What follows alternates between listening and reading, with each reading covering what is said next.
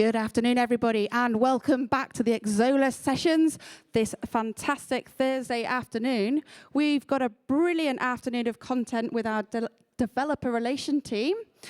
For our first session, ship more, stress less. Now, that sounds like a good idea.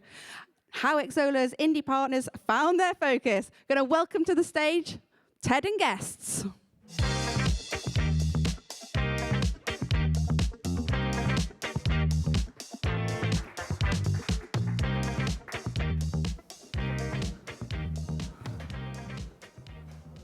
Hello, everybody. Thank you so much for coming out. We have a lot to talk to you about, but we're starting off with highlighting stories from two of our developers. My name is Ted Denola. I just joined our developer relations team here about 2 months ago, but this is not my first rodeo. I've been in this industry a long time. I've been in the situation you are as a studio builder and game maker, but I'm not here to tell my story. I'd like to introduce you to amazing developers. First up, we have James Simpson. James, why don't you introduce yourself? Yep. Hi, I'm James. I'm the founder of Goldfire Studios. We're a small indie studio, 5-person team, and we've been self-publishing, self-sustaining for about 14, 15 years now, making all sorts of games from mobile to web, PC, and console. Fantastic. And Emerson is one of our scholarship recipients. Yes. Why don't you introduce yourself? Hello, everyone. Look, sorry, I've lost my voice a bit. I'm not a pack-a-day smoker, unfortunately. But look, my name's Emerson. I am the founder and CEO of Tetris Studios. We are making a multiplayer FPS game called Shatter Rush. We are one of the 45 scholarship recipients. And yeah, I'm the founder and CEO, so I lead the company. I take charge, and as the main programmer as well on the project, deliver all the all the deliverables that we need to get done to make a good game. Well, let's dig into that. Game development is a long and winding path. I know for me, I've done everything from solo dev to working at large studios to major platform and publisher to now here at Xsolla, and that's been 20 years of windiness. How did you guys get where you are today? How did your studios get where you are? Whoever wants to take it. Yeah, for me, it kind of started in middle school. I was playing games, and I found that I was more interested in figuring out how they worked instead of just how to beat them. Relatable. So I started learning programming and art and all of the different things that go into that. And so I was, a solo dev all through school. And then when I was going to college, I started Goldfire Studios technically, but it was still a solo kind of side project while I was a student. And then I went full-time with it after I graduated, and we did a Kickstarter for our first game. That's what kind of got us off the ground. And then, it's just been kind of an organic growth. The team has slowly expanded, and we've worked on bigger and bigger projects as we've gone along. What's that, so growing a studio and adapting changes over time, what's that look like for you? Has it been a linear path? No. Okay. A little bit of a leading question. Yeah.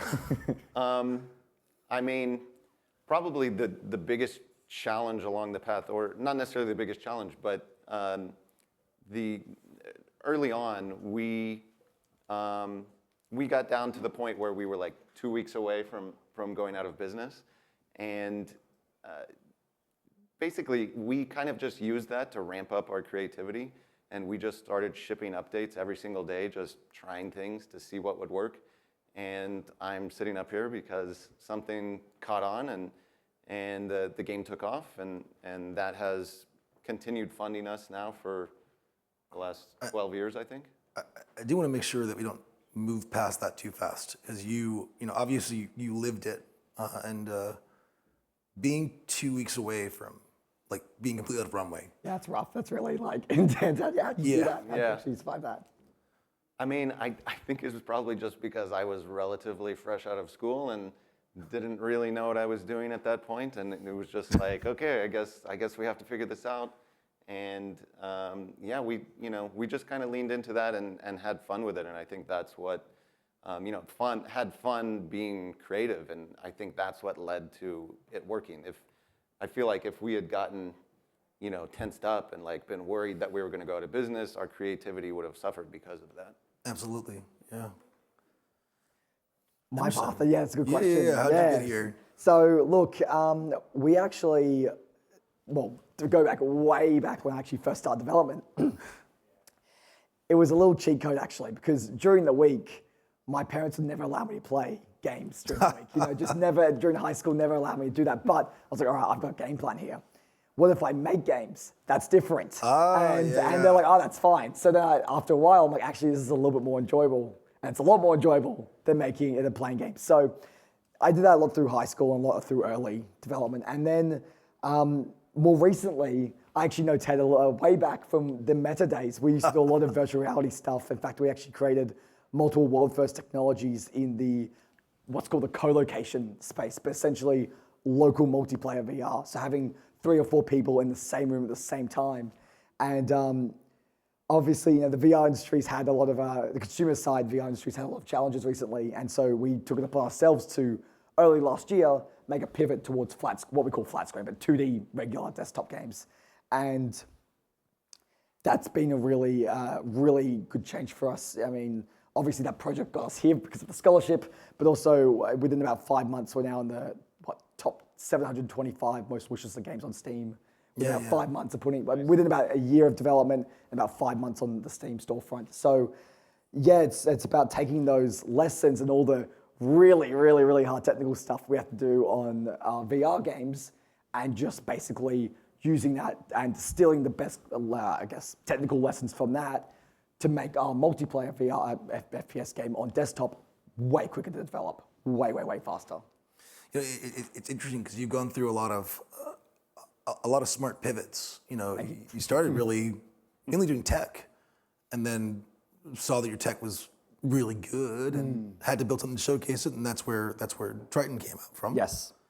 Yeah, so we actually started way back in 2019 on the Quest 1. In fact, this is actually, we created the first, again, using technical terms here, but the first consumer co-located game, i.e. you could get 2 Quest headsets in any space that had Wi-Fi and you could play together in the same room at the same time. That just, like for here, if you want to do that anywhere else, you had to go to like a Sandbox VR, zero latency, any of those places. We could just do that at home. And so that for us taught us how to develop on the cutting edge, which is really difficult. I mean, it's interesting because the whole suffering builds character, which is a bit extreme, but it told us, hey, this is how we actually, if we're developing this, you know, very stringent set of tech requirements, very low-end hardware, very hard stuff to develop for, it made us better when we moved to other platforms that actually had more freedom and flexibility. I do love the power of limitations. Absolutely. Yeah. Yeah. It makes you very creative. Anyone who works on the Quest ecosystem, on the MetaQuest ecosystem, has struggles with performance issues every single day. And so that was a big thing for us. Especially, we made a fun choice to use Unreal Engine on the Quest platform. And so that was a really and that was good before lesson. all the Fortnite mobile optimizations. Yes, and so what was actually, and again, silver lining here, our new game Shadow Rush is really well optimized for low-end devices. So we took that lesson directly, and that's actually a marketing point, is to say, hey, there's other FPS games you played, but they're so hard to run. I mean, who can afford RAM these days? You know, so let's actually make it super optimized. Anybody can run this game. As long as your laptop works, it can run the game. That's our, again, silver lining here. It actually works really effectively to take lessons from previous projects and directly put them into new stuff. Yeah, absolutely. James, what are your approach to projects? Do you stay in the same vein, or have you been switching things up? Yeah, we try to make it as hard for ourselves as possible. Love that. So every project we've done has been kind of completely different. Like I said, in the past, we've done browser games that were multiplayer. We've done mobile. We've done Steam. Our most recent game, Arctic Awakening, is the exact opposite of those. It's a narrative adventure game that's single player, and it's for PC and console. And then we're just getting started on another multiplayer game that's in a completely different genre from the previous one. So our approach is, you know, our team has been together for a while, and so we kind of have this like shared intuition about what we want to work on, and we just like doing creative new things that are challenges for us and keep it fresh and interesting. And we found that a lot of our players come along for that and like to explore different games along with us as well. Absolutely. I'm going to cut us to the next section. We touched a little bit. You talked about your runway period. You talked about things you dealt with trying to deal with platforms that are maybe trickier than you expect. But I'd like to dig into, some of the challenges you guys have faced on this path, things that, you've had to overcome and headwinds even today. Yeah, I mean, our first challenge post mixed reality, when we finished up trying Xsolla, we were like, okay, we know that we have to try and look in towards the desktop space, but we haven't been active in the desktop space in ages. So to relearn the whole market, and to do that, we basically did a ridiculous amount of research. The good thing about Steam and the good thing about those platforms is that a lot of the data is open sourced.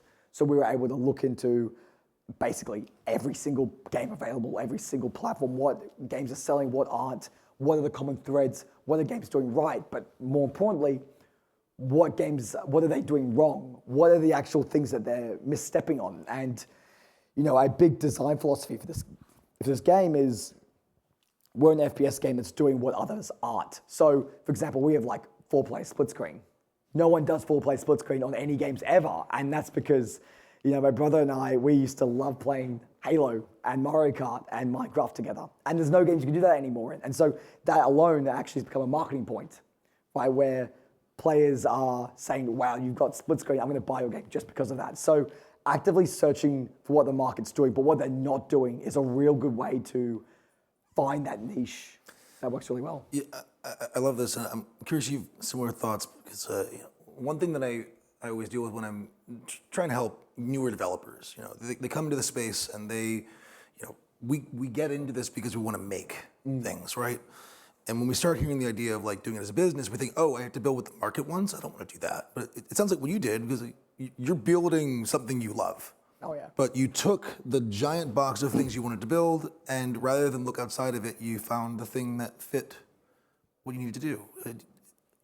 Yeah, I think you've got to find that right balance, and I think a lot of indie devs, like you were saying, when they're first getting started, they just they've got an idea for a game that they want to play, but they don't stop to think about how many other people also want to play that game. And there's an audience for every game, but you've got to think about like how big is the game, how many resources is it going to take to create that game, and so there's always a way with all the data you were talking about. There's so much information out there, and so you can find that cross-section of a game that gets you excited, that you want to play, that's also fitting into a space at this time that other people share that same desire for. And Absolutely. I'll actually mention Schedule 1, right? It's a game that's very popular. Yeah, exactly. So he's actually a Sydney-based developer, right, which is awesome. And the way that I heard it described was that game was, Tyler, the creator of the game, that was a game that he made for him and his 8 friends. And that's it. That's the constant development cycle, was making a game that was just for him and his friends.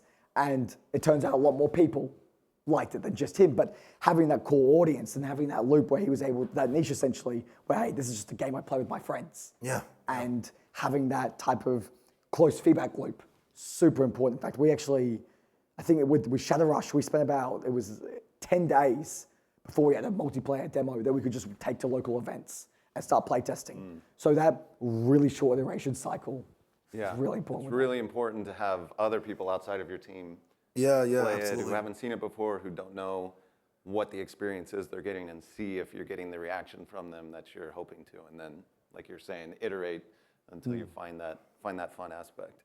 I'm sure we have a few folks in the audience who, they're either thinking about starting a studio or running their first studio, and they're, still in early days. How did you guys learn these lessons? Because, it's a lot of school of hard knocks. Do it the hard way. Just lock in and get it done. I mean, there's not really anything you could do aside from try again. Yeah. I mean, it sounds generic, it sounds cliche. You just got it right the first time by trying hard? It's no, of course not. But the main thing is reducing the time it takes to iterate is a big one. So, like for our little bit of technical thing, our development methodology is we do it quickly and then we do it good. So if you want, there's so many ways you can technically apply that. You can think about like design-wise, right? do it quickly could even be as simple as a paper prototype. Don't even write code, make a paper prototype, physically act it out. Actually, something that we used to do in the VR space is something called Wizard of Oz prototyping, where you, let's say you want to do a feature, you physically act out that feature in real life, and then you could actually workshop the design of it before it even goes to code. Likewise, do you think about like a little bit technical, right? In Unreal Engine, you've got the Blueprint visual scripting language, and then C++, which is very complex. Make the system in blueprints, make it quick, know it's good, and then once you go to C++, you already know the design, you already know the architecture, you already know what to expect, and it will save you so much time when you make it for real. And so for us, that type of make it quick and then make it good methodology allows us to very quickly find out what doesn't work without spending development resources. So what was the kind of experience you had that, obviously this is something you've learned to do. What was the thing before? What was the you're avoiding? What were you doing that you're like, oh, okay, Flash, we have to do something different. So previously on Triton XR, which was our previous project before that, again, local multiplayer VR game. But the whole point of it was you could scan your living room and turn it into like a Call of Duty arena. So you could, get a grenade, bounce off the wall, hit the wall, fall into the table, roll on the floor, blows up. So really cool multiplayer stuff. But the issue with that is it's local multiplayer VR. So you had to have multiple people in the same room at the same time, which is a very big logistical nightmare. So what it meant was that we couldn't test frequently. Yeah. We could only test maybe once a month. And that is, getting feedback once a month at the most is a really slow iteration cycle. It actually sucks because if that didn't work, let's say we spent a month doing a feature and it didn't work well, that's a month gone. We just wasted that month, right? Whereas, doing this new project, we only spent a couple of days on it and we did test it immediately and we just know if it's good or not. So yeah, trying to reduce the amount of time between tests was a big project and a big lesson from Triton XR that we really took into, we almost went too far the opposite direction. We do daily builds, daily tests, like you mentioned, daily stuff because we had to validate everything we did before we actually did it for real. Yeah, and I think it's an easy trap to fall into for a lot of developers. You get excited about some tech that's new and different without actually figuring out if it's needed. And we've gone through the same things. We built this scaling backend system for a multiplayer game that would change the size of the game world based on the number of players online, which we thought was really cool. None of the players ended up caring about it. It added 6 months to the development. We never tested it with players until it was ready, and that was a big mistake. All on top of that, one of the very frequently a big point of feedback was we created these world first features for the XR game. And the big point of feedback from players was, I thought the headset could always do that. It's like, no, we actually had to spend months making this feature. What do you mean that we thought the headset could always have this new technology? Yeah. So people don't know what technology is capable of. They just want it to work. It's usually the hardest systems to build that no one notices. Yeah. And so absolutely, you better make sure that players actually want that before you build it. Yes, absolutely. It's big validation is the name of the game. Just validating as much as possible that the thing actually works, Yeah, figure out what doesn't work as quickly as possible and then just keep trying again. Well, what are some of the things that, especially, James, 15 years is, that's impressive for any business, let alone for games. What are some other hard-won lessons you've had to go through? Obviously, you're not a college kid anymore, just messing around, building stuff. You've been going at this for a while. Yeah. You're making me feel old up here. It's okay. So am I. I think it's for us. It's been like I was talking about, finding that balance.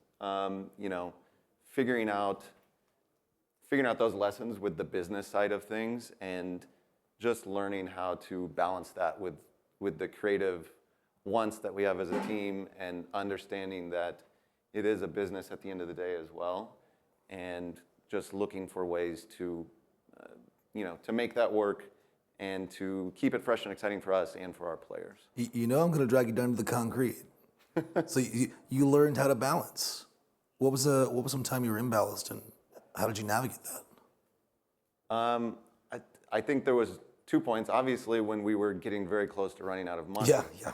That was the first big lesson.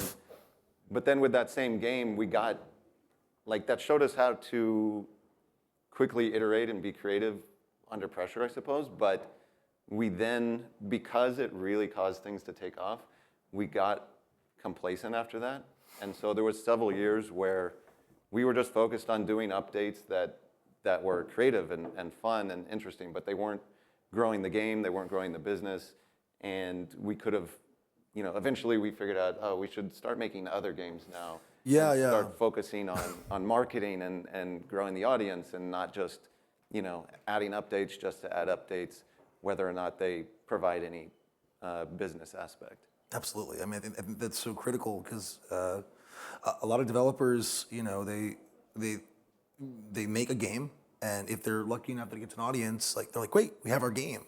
And 1 year passes, 2, 3, 4, 5, and if you don't have anything new, that's great, but if that goes down, that's your whole business. So how do you guys approach, when you're, you talked about it with Shadowrush, but how do you approach, building up new things, like making sure that there's new stuff coming in the pipeline and keeping yourselves on your toes? It's a good question. I think what's important is doing it based directly off player feedback is a big one. Actually seeing what people want, and then that way when you make it, there's going to actually be a good response because players have directly asked for it. So we have analytics, we go through YouTube, we go through Discord, we have an in-game feedback system. So our demo on Steam, we have an in-game report feedback system. You can just at any time press F12 and it opens up a form for us. A particular question for you, because this is always a really challenging one. Movement shooters can get very sweaty, very fast. Yes. So how are you balancing? Obviously the folks that are playing right now are going to be very excited to play it. Yeah. How are you going to make sure that they don't help you tune the game into the highest skill ceiling in the world? This is a issue we've been dealing with for quite a long time. In-person playtests, in-person feedback, in-person is really good because it gets a random sample of the average population. So there's multiple meetup events in our local game dev community every month that we go to. And those events are really good because there'll be regular people there. People who don't spend 12 hours a day online. They actually touch grass, they actually go outside. And that's really important because we need a wide sample range. We need people who, we do need that really competitive audience because they're our biggest fans, they're our biggest supporters. And that's really important for us. But we also need people on the opposite end who are the casual players, who are just regular people. And I say regular people, you know what I mean? They the regular people. Yeah. They are. Not like us weirdos. Exactly right. So it's really important to have that distinction there because that allows us to ensure at every stage of development it's balanced and fair for everyone in the population. And in fact, we use analytics as well to confirm that. So some people say, oh, this weapon's way more overpowered than the other weapons. We take a look at the analytics, and it's not the case. In fact, there's actually a particular weapon players complain about, and they say it's the most overpowered, and it's actually 12th most popular out of 16. And the reason being is because when you get shot by it, it's instant. There's no recourse. So it's not that it's the most overpowered weapon, it's that it feels overpowered and there's no counterplay. So sometimes it actually is pointing to a larger issue that is different from what your feedback directly says as well, which is why getting in-person feedback and getting that different perspective is really important for that. Yeah, and I think you want to get feedback, you want to hear what they have to say, but seeing what they do is not always the same as what they say. And so being able to interpret the feedback, but understand what the root thing they're trying to get at, even if they can't communicate it. Yeah, right. Players may not always know what they want, and obviously they don't have years and years of experience doing this work, but interpreting their dreams. You want to look for them communicating their pain point, not necessarily if they try and tell you the solution for it, they're not generally the best person to have the solution, but you can still listen to what the pain point was. Absolutely fantastic. So, I put you a little bit in the hot seat, not too much. Hopefully, we didn't go too tight. But let's move on to what we're all about, which is trying to empower you guys to focus on building your games. And that means there are the other sort of things, which is the stuff you have to do that is not building your games. So, as you guys have grown into running businesses, oops, I wanted to make games, and now I have employees and paychecks and markets to hit. What's taking up your time? For us as an indie team, publisher outreach Yeah.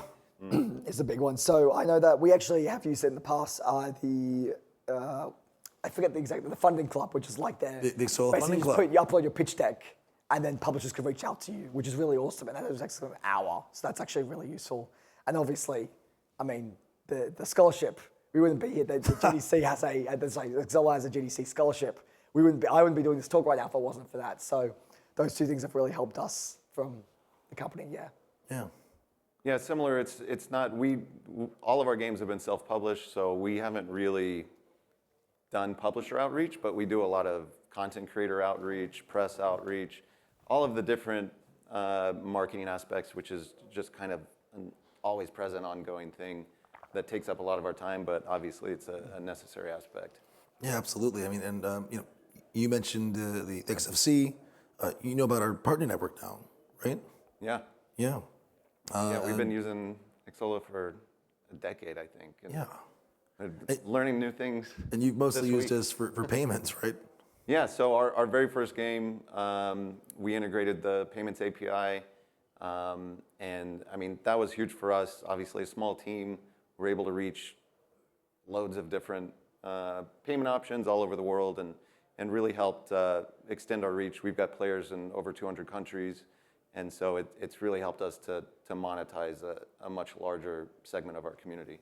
You actually done something really interesting, which is, obviously you use traditional platforms of distribution, but you've built something pretty special. Yeah, so we actually built our own game platform. It's kind of like a Steam, but in the browser on the web, specifically for our games. So when someone signs up for one of our games, they now have an account that works for all of our games. And so that platform has the payments integrated, the community features, auth, promotions, all sorts of things like that, all rolled into one. Have you ever thought about like self-distribution, like direct to consumer? Yeah, so it's interesting. Before, when we first started, we actually had a demo on itch.io. Seems very particular about what goes on that platform, and you have to go through all this legal process, but itch.io is just an instant upload. And I would say something which would have been useful to know a year ago, it's a little bit less relevant now because we have Steam as our main platform for our demo, and that's the obviously biggest platform that is out there for gamers. But one of the biggest issues with using itch.io is that there's no, the updating system is not very nice. So if you want to get a demo of itch.io, you either download the zip file, which if we're talking Unreal Engine games, it's like 1.5 GB, or you download the app and then you make an account with itch.io and then it allows you to update the game.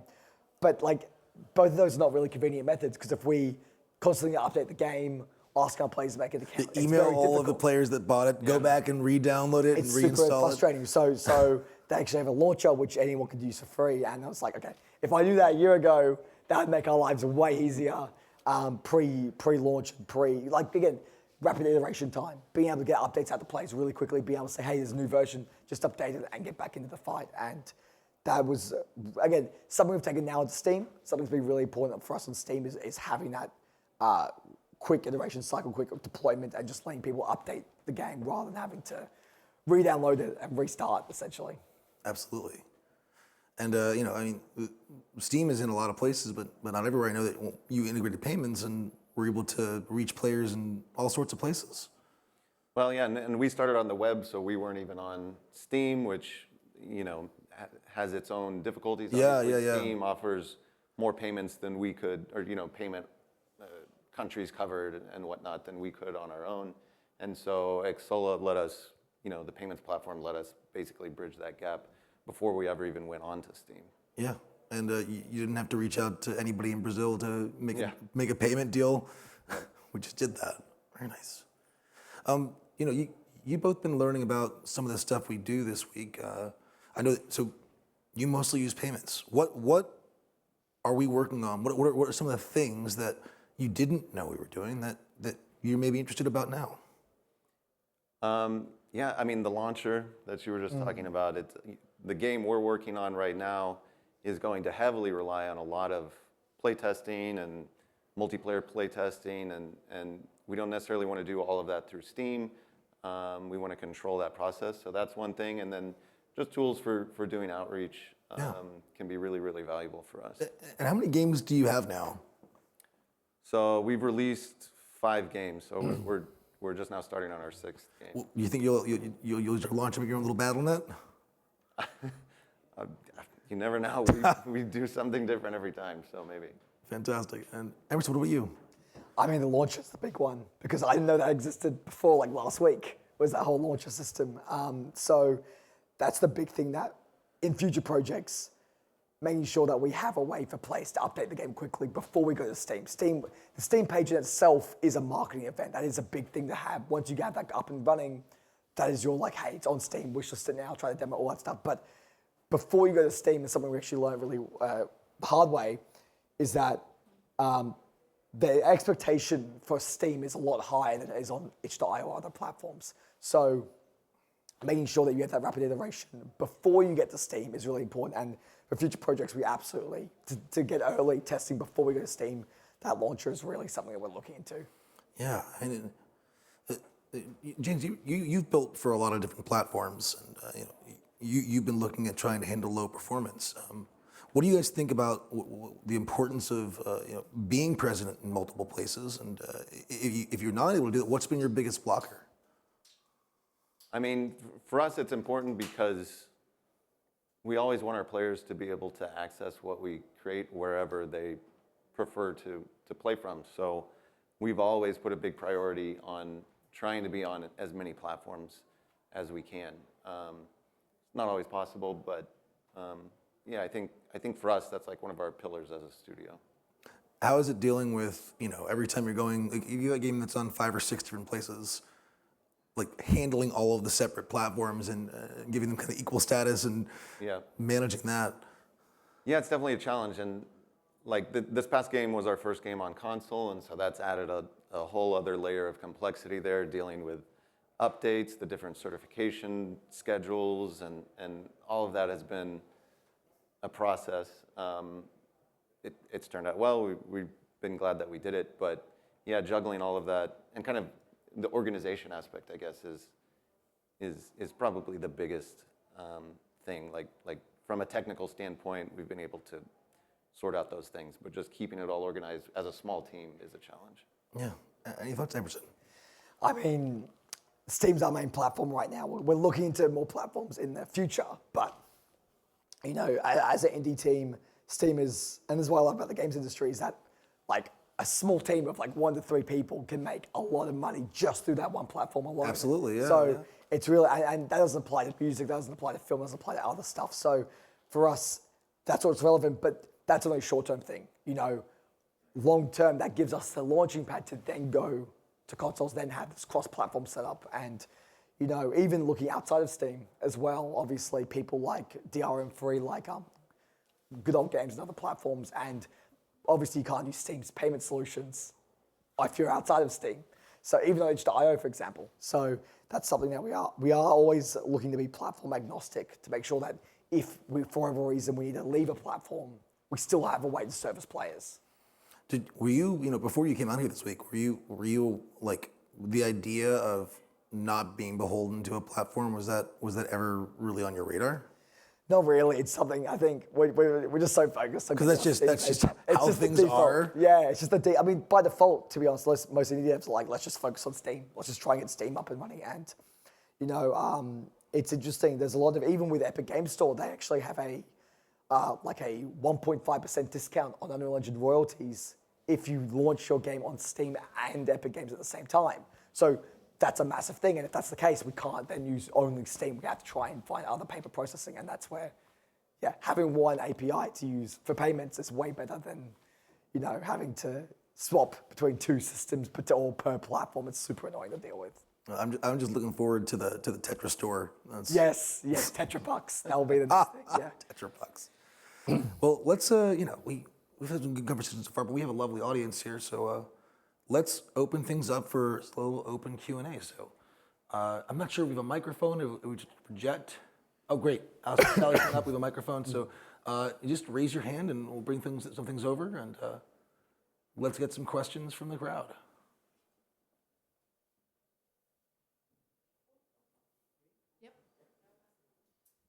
Alrighty. Hello, my name is Larry Nicholas. Hi, Larry. Where are you from? I'm from Atlanta, Georgia, but I'm in school. I go to Oakwood University in Alabama. And I wanted to know, how do you guys connect with educational organizations? I know that there's a lot to learn about what Xsolla does, and even I'm still learning, I'm still trying to figure out just exactly what it is. And I know that it says in your tagline, all the things, so I would like to know what all the things are, just kind of how you guys work. Yeah, that's a great question. So I've been here a month and a half, and I spent most of that time learning about our systems. I know that we do have a great relationship with a lot of universities. And then I personally love talking to students, love getting out there. We're going to try and be at a lot of events, and students will be at those along with developers. And we're here to educate. We want folks to go into this with open eyes. We want folks to make smart decisions. We want them to understand how to build things sustainably.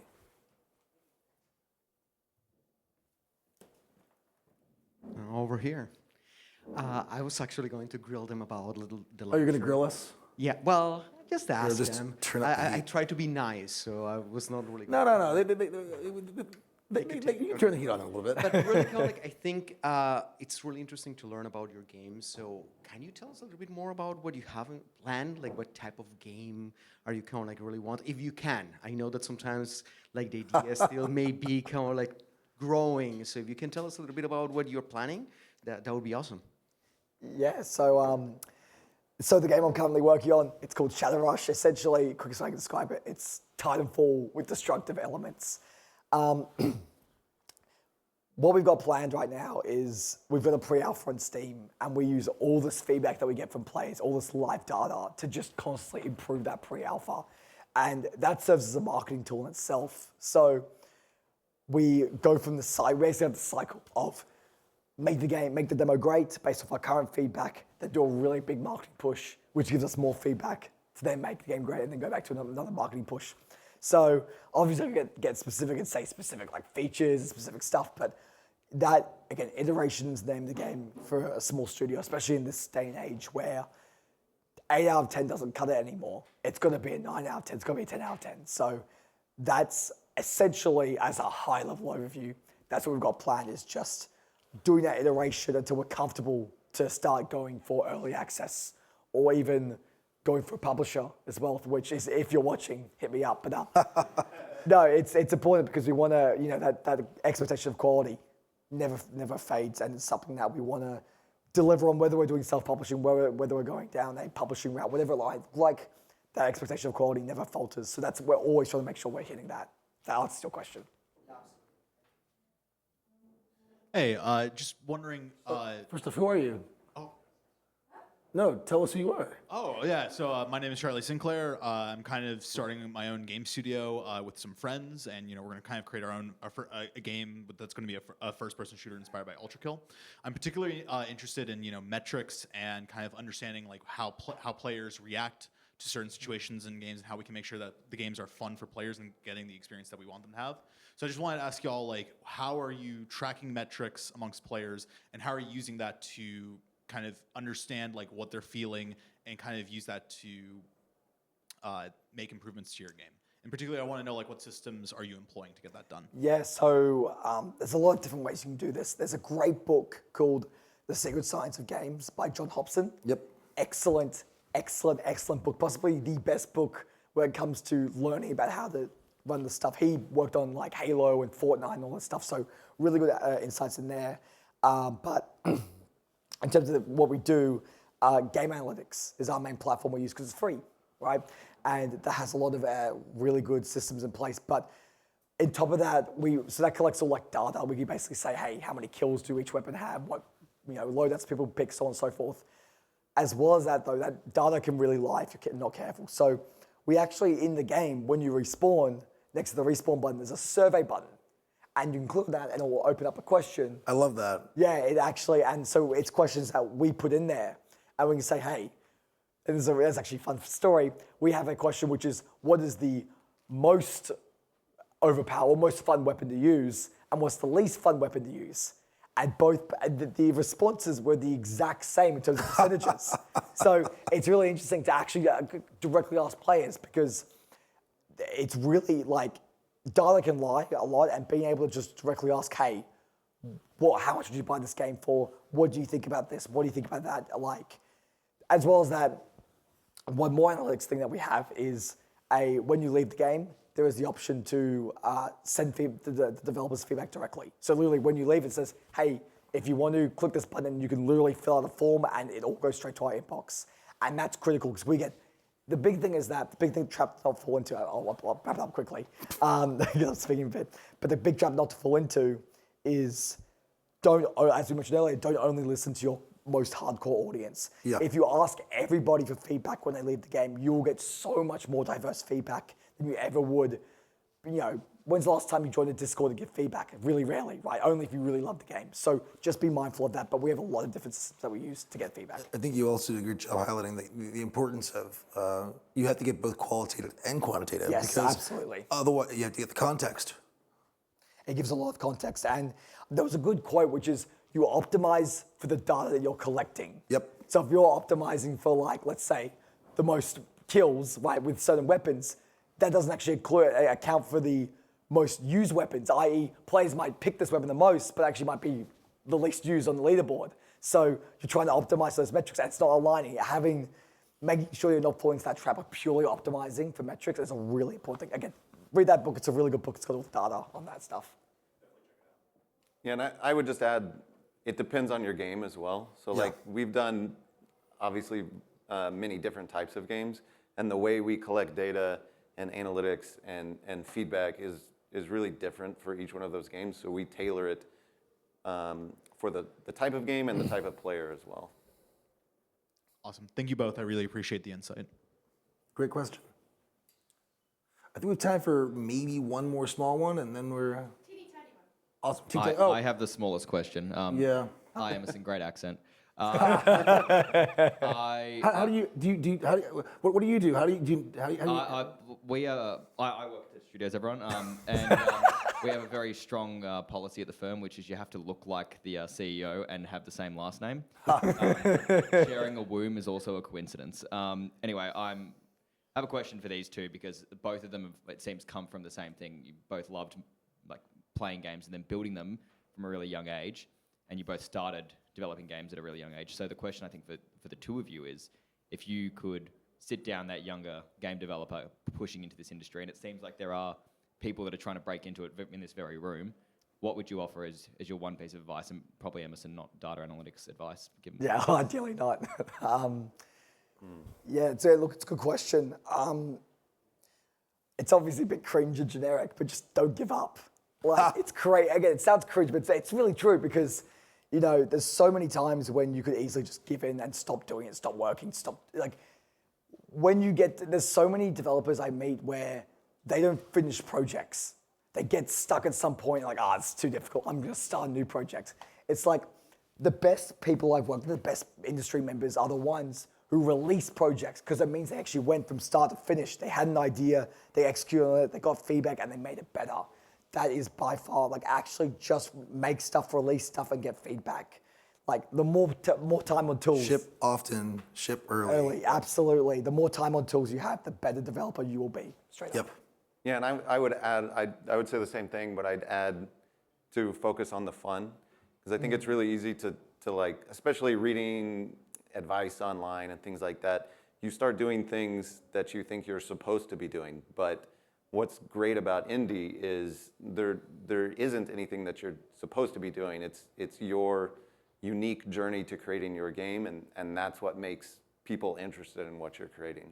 Yeah, I would add if you're here in the audience or watching later on, and you're either new to your journey or considering entering the space, what you're doing right now is great. Listen to folks who have been through it, and if you're willing to do it, reach on out. You'll notice that we have contact information down below for these folks. Reach out to people, ask them questions, learn. This is a community, and we want you to stay in it as long as possible. You said don't quit. We've lost a lot of folks. We want to keep you around. Absolutely. I get. Oh, jeez, I've lost my voice now. Yeah, good timing. There's some water. There's some water the whole time. It's important, but yeah, just again on LinkedIn. Don't give up. Yeah, on LinkedIn, reach out to us again. We're always happy to help new people and everything any way we can, because this is a great industry. It's awesome. I think more people deserve the opportunity to succeed in this. Absolutely, absolutely. Well, a little call to action. I want to thank you guys for coming up here. And James, you've been a publisher with us for a long time. Everyone is a publisher at Xsolla because you're publishing your games. Hopefully you've already created your publisher account. If you have not, I recommend checking out that QR code. Go take a look. It doesn't cost you anything to go take a peek at all the tools we have, and it gets you access to everything we do. And if you do that and you have questions about all the things we do, come upstairs to the demo station anytime today or tomorrow. My team will be there to answer questions, or just find us online. That's it. I want to say thank you so much to James and Emerson for coming out here, and thank you all for coming and watching.